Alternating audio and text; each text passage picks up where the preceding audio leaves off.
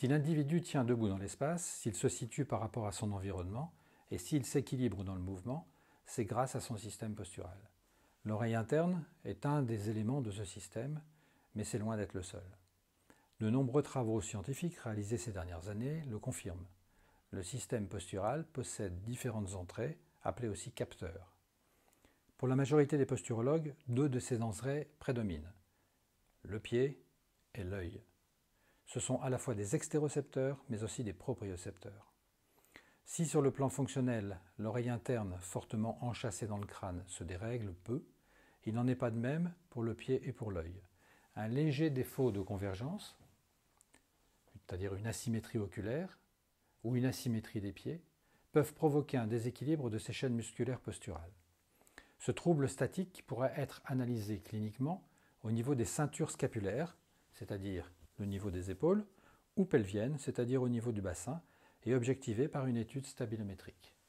Il concerne les trois directions de l'espace et il pourra provoquer des sollicitations anormales sur tout le système locomoteur.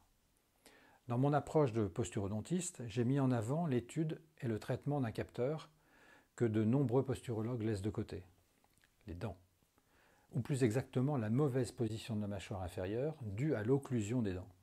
L'occlusion, c'est-à-dire le rapport des dents entre elles. Le but de la posturologie moderne que je pratique, la posturodontie, est donc de corréler les symptômes et les déséquilibres posturaux mesurés, analyser ce déséquilibre dans les trois directions de l'espace, trouver le ou les capteurs responsables, corriger ces capteurs et notamment la position mandibulaire afin de reprogrammer l'ensemble pour retrouver une eutonie vertébrale et articulaire.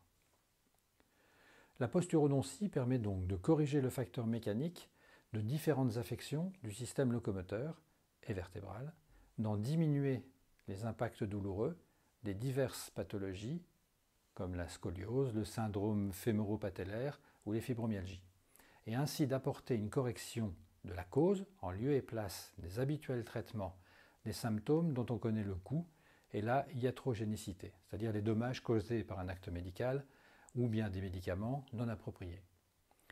De même que les possibilités de récidive dans le temps. La posturodontie est donc la version totalement complète de la posturologie. Tous les patients que j'ai eu la chance d'accompagner dans cette démarche depuis environ 30 ans ont tous eu une amélioration de leur état de santé, une diminution notable des douleurs et un recours moins fréquent aux thérapeutiques alternatives.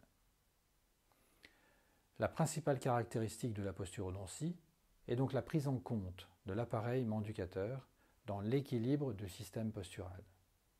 En effet, cet appareil manducateur est connecté aux chaînes musculaires complètes, surtout antérieures, et au plan neurophysiologique. Il décharge sur différentes formations neuromusculaires intervenant dans la gestion et la régulation du tonus orthostatique. En résumé, les études ont montré que l'appareil manducateur joue un rôle sur l'équilibre antéro-postérieur du corps, la position de la tête sur le corps et la position de la mandibule par rapport à la base du crâne.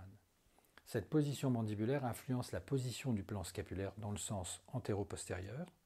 Une rétroposition de la mandibule, par exemple, entraîne à chaque fois une antériorisation du plan scapulaire par rapport au bassin. La perte de dimension verticale d'occlusion, c'est-à-dire des dents manquantes, des dents usées, etc., augmente de façon significative l'antériorisation de la tête vers l'avant, avec augmentation des tensions des muscles du cou, des trapèzes et augmentation nette des douleurs de ces zones.